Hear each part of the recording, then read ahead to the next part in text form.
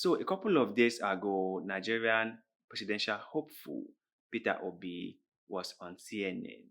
He shared his plan of action for Nigeria and how he is going to bring back peace and security.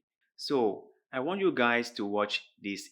Let's see if he's the main man for the job and if he is someone who will bring back peace in Nigeria. Watch the video.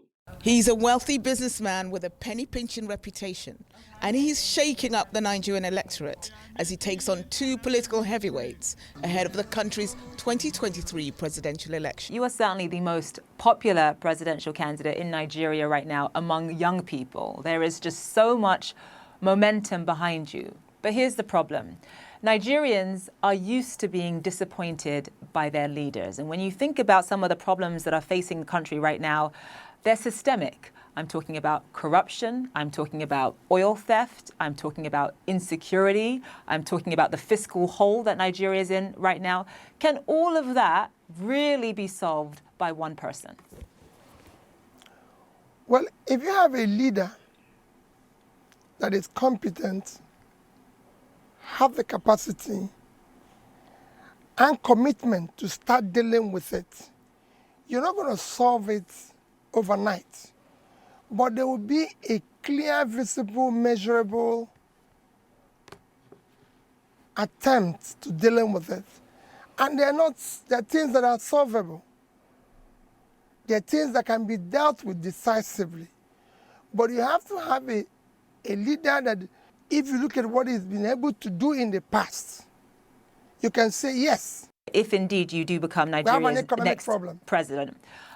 Nigeria, as you know, is broke. It is barely able to service its debt. It spends so much more than it earns. What are your plans? Just from a concrete perspective, what are your plans to take Nigeria's economy off of life support?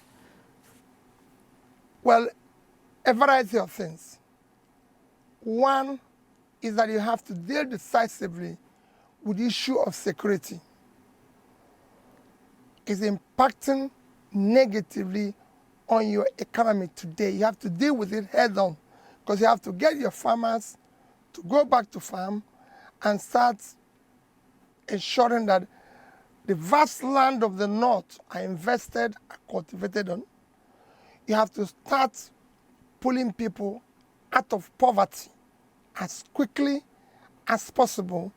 You have to reduce aggressively cost of governance and deal with the issue of corruption.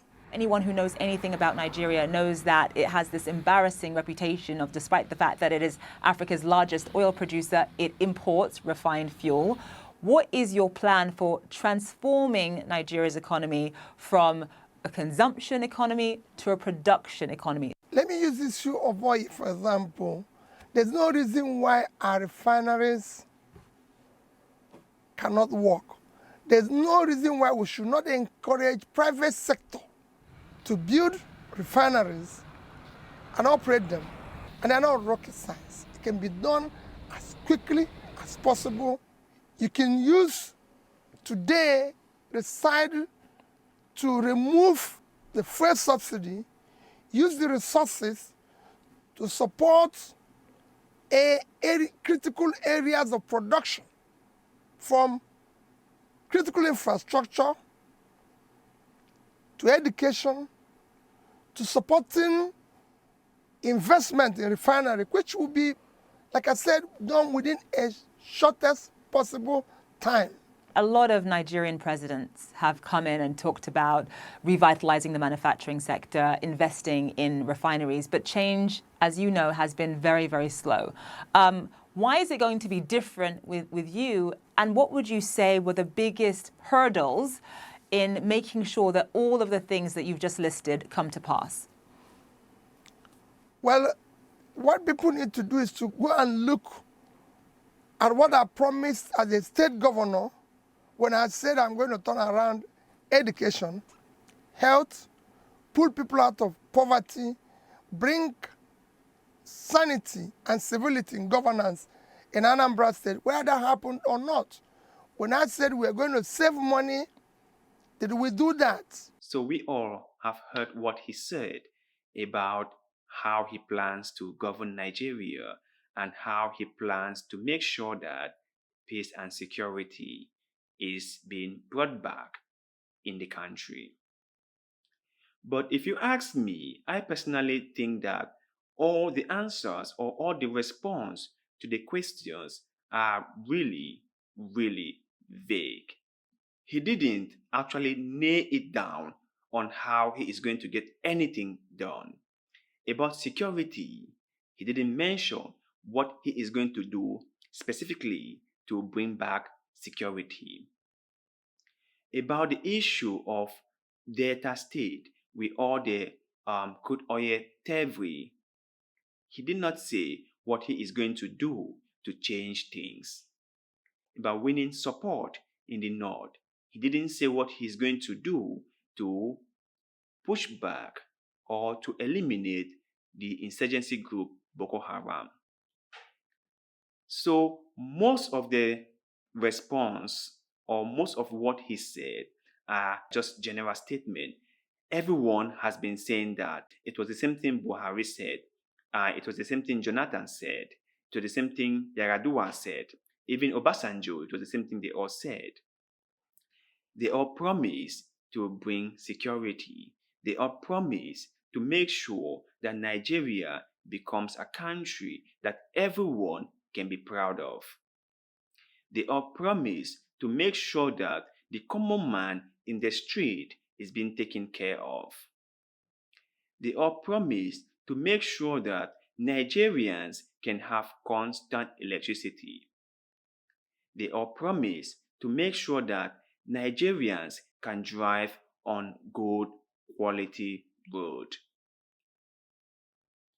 But till today, none of them was able to accomplish all what they said they would do. None.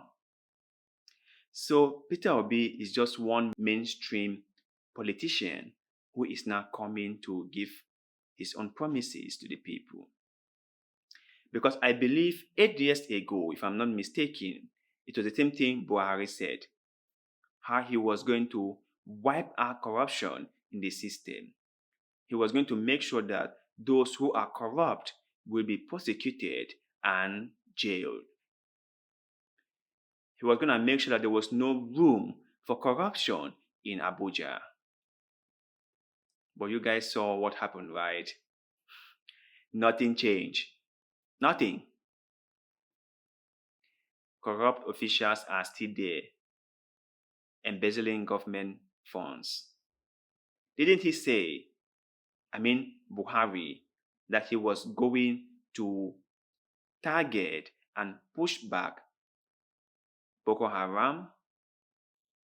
But what is happening now in Nigeria? Insecurity is on an all-time high. Everything is totally out of control. So my brothers and sisters, let's not be fooled by politicians who will come here to give us fake promises.